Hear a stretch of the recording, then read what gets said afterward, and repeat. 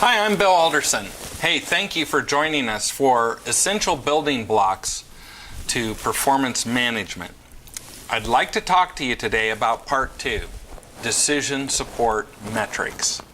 Now, you have an infrastructure and you've got a lot of different SLAs, you've got a lot of different things going on, you've got a lot of different metrics. Out there you've got, all of your various silos. You know how I like to talk about silos. You've got your desktop, you've got your network, you've got your security, you've got your platform, you've got your application, you've got your database, right? You've got all of these different silos, and they all have metrics. They've got metrics, and they're all delivering metrics, and they've all got SLAs, and they're all trying to do their best. And they've got numbers, and most of the time their numbers are looking pretty good, right? Okay? And then you've got end users out here who are going across, switches and routers and firewalls and load balancers and WAN optimizers and, you just got, you name it, you've got a lot of gizmos and gadgets in between, and then you have a web server, and then you've got a database server, maybe an app server up here. So you've got a lot of technology between the client and the server, okay?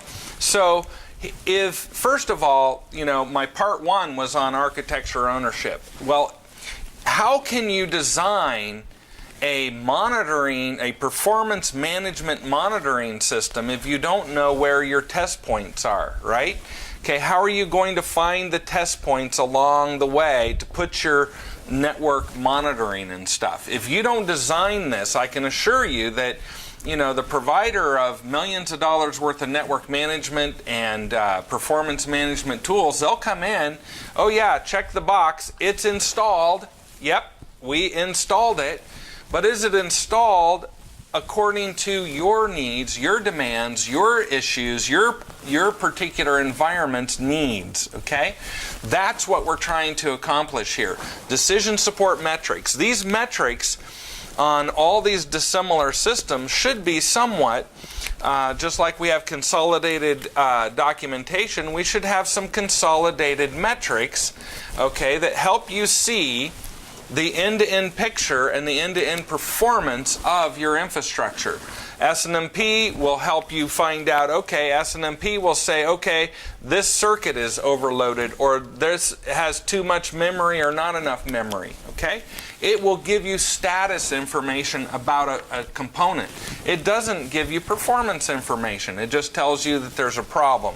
It tells you how much is gazinda gazouda of a port, but it doesn't tell you what the end user is experiencing with that. No, you need performance management capabilities. Well, before you can do performance management on your environment, things like NetFlow will allow you to find out and use the routers as probes to determine how much traffic for given applications are going through a particular circuit and which users are going through. It will give you rate and volume information. NetFlow is a great capability, okay? But you do have to know where you need to gather the information. And that's why architecture ownership is essential prior to being able to put in a sophisticated performance management capability. You have to know where your test points are. Test point 1, test point 2, test point 3, just like on the old printed circuit boards that you had to troubleshoot. You went and you read a voltage, or you at a certain point, or you looked at a waveform at test point 1, test point 2, test point 3. Your enterprise network and application delivery mechanism is the same sort of thing. But today, you make up your own environment. You integrate all of these dissimilar tools and systems. You configure them all differently. No two environments are ever the same. It's like a fingerprint. So just like your architecture is a fingerprint of your organization and your history and your evolution of technology, Also, your decision support metrics, the metrics that you gather from all your various silos that you gather on user performance and that sort of thing, all of those things are building blocks to have an effective application performance management system, so that you know when a user out here is experiencing trouble. Okay? And so you have your equipment and you put it in there. So you have it documented, you have all your silos reporting up, and then you have a consolidated view, perhaps a weekly view, a weekly report that pulls all these things together so that you can see what the users are getting out of your performance. Okay? In my opinion, it's not enough to just have all these systems up and running in your environment. What's really important is that they are delivering what I call decision support reports that help management understand where the bottlenecks are, because it's incredibly important when you take a look at your portfolio spending. You know, all the money that you're spending on all the various projects that you've got going on, whether it's applications or refreshes of desktops or refreshes of network or platform. All those initiatives require understanding of what your baseline is and your metrics are, so that you can quantify the improvements that you're achieving from those improvements. So it's not enough just to, you know, have them configured and installed, but you should get a weekly report that helps you start to see the ebb and flow of your environment.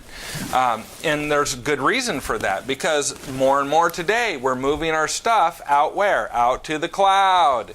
Okay, well, we're moving and consolidating data centers, so we're going to move this over to a new data center. Well, how much traffic typically goes between here and here?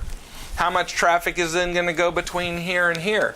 If we have a problem out in the cloud, who's going to capture packets for us to do performance analysis? Are your applications embedding packet capture capability so that in the event, yes, in the event that something does go wrong, all of those problems are not hidden inside someone else's cloud architecture, clouded essentially from your view.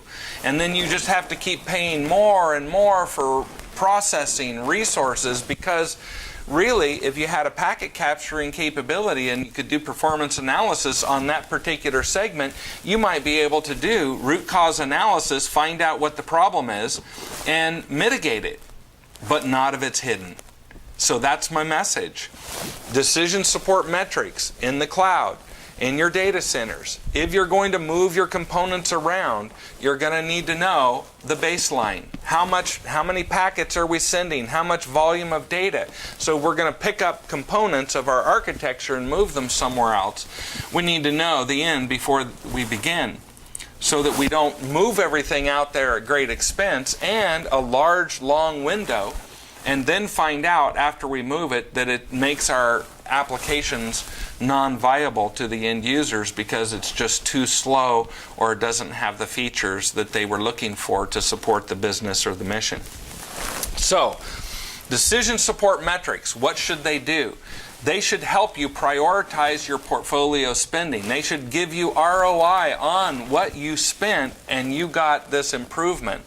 So, if you know that it takes 1 second to get up to here and back, and it takes 4 seconds to get from here to here, and 3 seconds to get from here to here, and 8 seconds to get from here to here, which part of your architecture, if you add those all up and get about 23 seconds of latency on a given click transaction, that may be good enough for you, it may not. It depends upon how many of those transactions you have to do and the value of each one of those transactions. So, if you make $100,000 with each one of those 23-second clicks, it's probably not bad. But if you have to do 50 of them to make, 50 cents, it's going to take a long time. It's going to be consuming.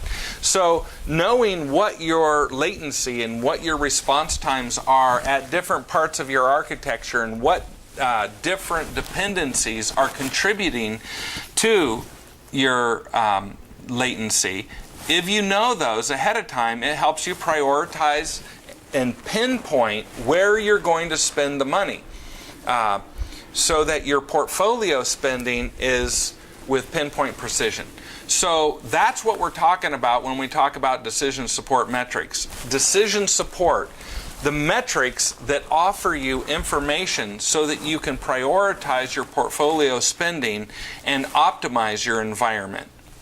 So it's been nice talking to you. I've got several more issues to talk about in the portfolio of building block essentials for network performance management, and I hope you stay tuned. Appreciate you dialing in.